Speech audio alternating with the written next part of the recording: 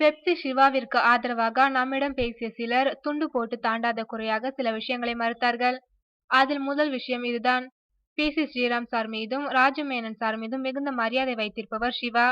இந்த தேர்தலில் அவர் போட்டியிட வந்ததே எதிர்பாராத ஒன்று என்பதுதான் அது.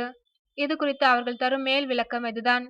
எங்கள் சங்கத்திற்குள் எவ்வித பிரிவும் இல்லை. நாங்கள் எல்லோரும் ஒன்றுதான். இந்த முறை தேர்தலே வேண்டாம் என்றுதான் நாங்கள் நினைத்திருந்தோம். பி.சி. ஸ்ரீராம், ராஜு மேனன் போன்ற மரியாதைக்குரிய ஒளிப்பதிவாளர்களுக்கே பொறுப்பை வழங்கி அவர்களை பதவியில் உட்கார வைத்து அழகு பார்க்க வேண்டும் என்றுதான் முதலில் நினைத்தோம். ஆனால் பி.சி. சாருக்கு எதிராக வேறொரு புது குழு தோன்றினார்கள். சங்கத்தில் வெறும் 1,00,000 ரூபாய் நிதி இருக்கும்போது உள்ளே வந்தவர் பெப்சி சிவா. அவர் பொறுப்பிற்கு வந்த பின்புதான் சங்கத்திற்கு கோடி கோடியாக நிதி வசூலித்தோம். இந்த நிலையில் யாரோ சிலரின் தூண்டுதலின் பேரிலும் சங்கத்தின் ஒற்றுமையை குலைக்க வேண்டும் என்ற நோக்கத்திலும் உள்ளே வந்தவர்களை எப்படி விட முடியும்? அதனால்தான் நாங்களும் தேர்தலில் நிற்கின்றோம் என்று இறங்கினார் சிவா. தற்போது இது மும்முனை போட்டியாகிவிட்டது என்று நீண்ட விளக்கத்தை கூறியுள்ளனர் பெப்சி சிவா ஆதரவாளர்கள்.